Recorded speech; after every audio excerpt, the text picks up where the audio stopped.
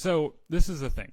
I'm since I thought about it, we'll do like this thing first. Where I've got to say that I overwhelmingly love this show, but there's something like I have critiques for it, but they're not like serious enough for me to be like, fuck this show. This, it's not my Mandalorian or whatever the fuck. Yeah.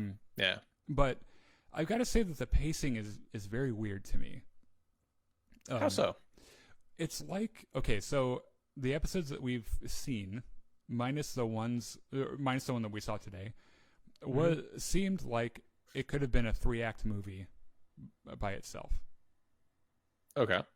And then I assume that we're like probably the same thing is going to happen where like we have the one that we saw today, plus the next one will probably happen on the same planet with the same characters.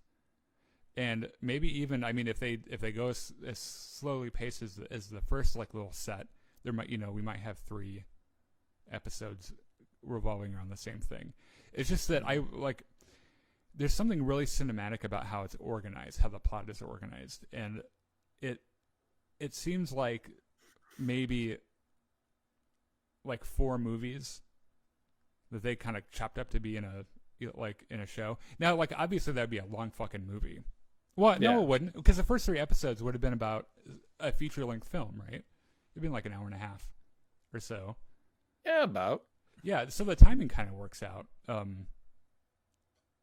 So I don't know. There's something, and I'm not even saying that I don't like the pacing. It's just that I'm not used to it. I'm certainly not used to it because I'm used to watching shit like Game of Thrones and all the other shit that I watch like every fucking show. I've been watching Watchmen a whole bunch, and like that's kind of the same thing where it's like they're long episodes, So here's a theory for you. This is an 8-episode season. We have seen 4 of them. Mm-hmm. How about the first act was episodes 1 to 3, which establishes Mandalorian. It introduces Baby Yoda, and that act ends with Mando taking off with Baby Yoda, leaving like with basically he has the most valuable little baby in the galaxy, which means there's a giant target on his back. Yep. Second act, maybe this is episodes 4 and 5, is about him trying to stay under under notice, I suppose, and just try to evade attention. And then third act is episode 6, 7, 8, has something we can't even predict because who knows. It's probably the most action I bet in the show is going to come probably in those last 3 episodes.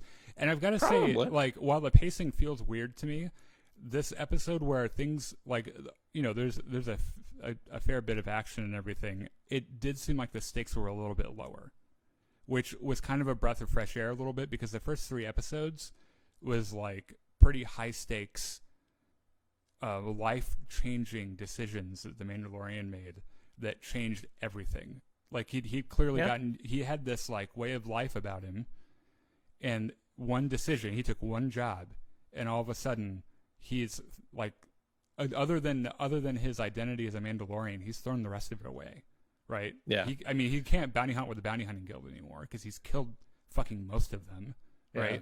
So it's just it seems like this episode was kind of a, hey, let's stop and take a breath.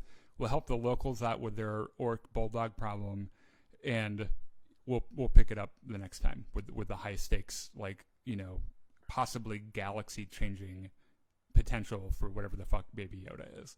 Yeah, I think we talked about something like this last week in regards to like our discussion thread. There was that every episode seemed to be one-upping itself, and and how that wasn't sustainable because eventually you're way too high, you can't go any further.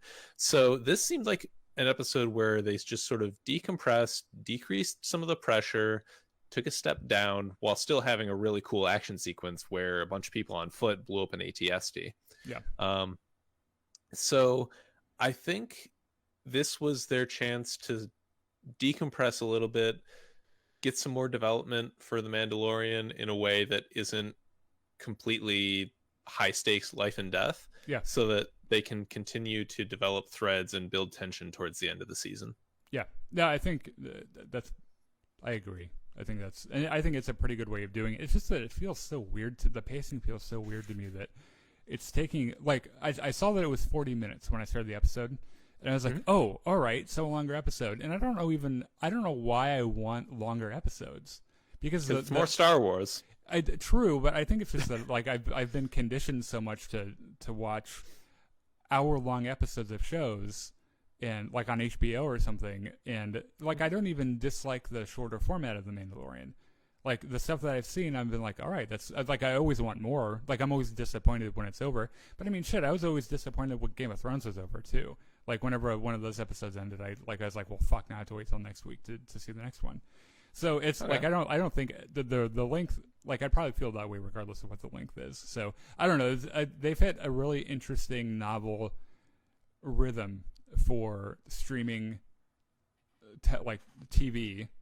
And so far, I think it's working out pretty well for him. So, just one last thing. As far as your comment about how the pacing feels weird, we've only seen half the story so far. Mm-hmm. We don't know how the second half is going to work out. So it could be that this all makes sense in retrospect. Yeah, that's true. I mean, there's no way that Disney is going to have an operation like this without researching and market researching the fuck out of it, right? So they're like this episode length thing was a carefully calculated. This wasn't just hey, let's just make them 30 minutes. Like, it's carefully calculated, it's carefully researched for a specific reason. So, who knows?